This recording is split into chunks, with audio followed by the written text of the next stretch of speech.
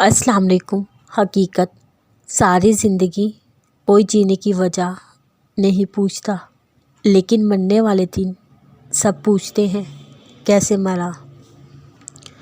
ہم ضرورت کے وقت ضرورت مند بن جاتے ہیں اور ضرورت ختم ہوتے ہی غیرت مند بن جاتے ہیں، لیکن کبھی بھی احسان مند نہیں بنتے۔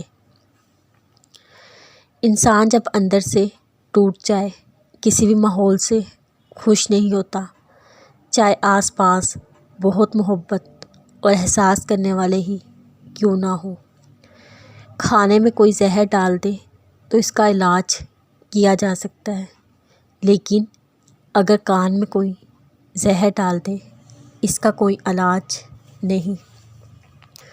ہمارے لہجے کی کڑواہٹ ہمیشہ ہماری اکڑ نہیں ہوتی، بلکہ ہماری زندگی میں برداشت کی ہوئی تلخیوں کا نتیجہ ہوتا ہے۔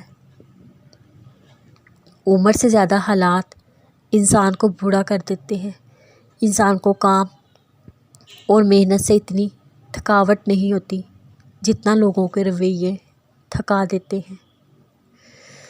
جہاں ہم محفل میں بیٹھ کر مزے سے کسی غیر موجود شخص کی برائیاں بیان کرتے ہیں، یقین جانیے وہاں سے اٹھتے ہی ہماری برائیاں شروع ہو جاتی ہیں۔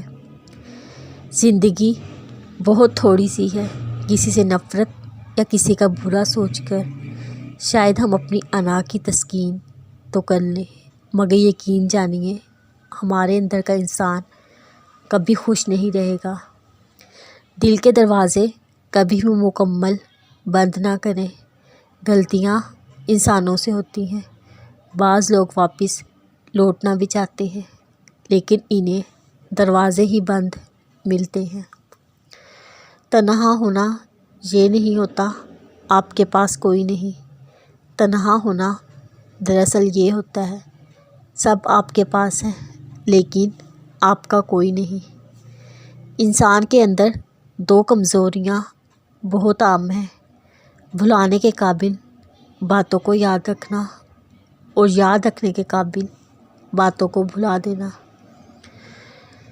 جو باتیں آپ کو ہرٹ کر رہی ہوتی ہیں سمجھے وہ سبق دے رہی ہوتی ہیں کہ آپ کبھی کسی سے وہ باتیں نہ کریں۔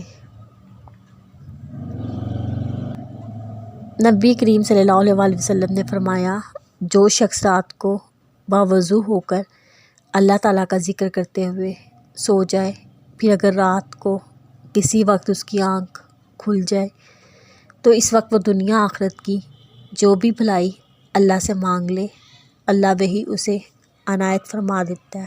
آمین۔